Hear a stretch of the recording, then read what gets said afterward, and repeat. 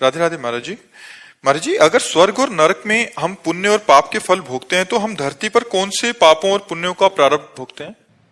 जब सजा होती है तो जुर्माना भी होता है कि नहीं होता? कि 10 साल की सजा और 1 लाख रुपया जुर्माना होता है ना। तो ऐसे ही शेष बचे हुए कर्मों को जो जुर्माना रूप होते हैं वो यहाँ मृत्यु लोक में भोगना पड़ता है। बल्कि पूर्ण हिसाब किताब तो नरक और स्वर्ग में होता है। पुण्यों का स्वर्ग में और पाप का नरक में, और बचे हुए जो पुण्य और पाप होते हैं उनसे मिश्रित मानव देह बनता है। पुण्य देह देव देह, पाप देह यातना देह, और पाप और पुण्य मिश्रित देह मानव देह। तो इसमें कुछ पाप, ज्यादा नहीं, कुछ पाप और कुछ पुण्य मिलाकर बनाया जाता है, जिससे कभी सुख कभी दुख, कभी सुख कभी दुख, ये पूरे जीवन चलता रहता है।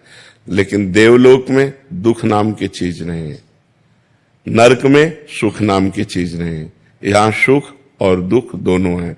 अगर भजन कर लो तो पाप और पुण्य दोनों को नष्ट करके परम सुख को प्राप्त हो सकते हो, जो सुख और दुख दोनों से परे है। ये मानव देह में विशेष योग्यता है कि वो भगवान का भजन करके शुभ और अशुभ को नष्ट करके वो परमात्मा प्राप्ति कर सकता है, वो आत्यंतिक सुख प्राप्त कर सकता है। ये न देव शरीर में है न यातना देह में है, ये केवल मानव देह में ही सुविधा है कि आप भजन करके भगवान को प्राप्त हो सकते हैं।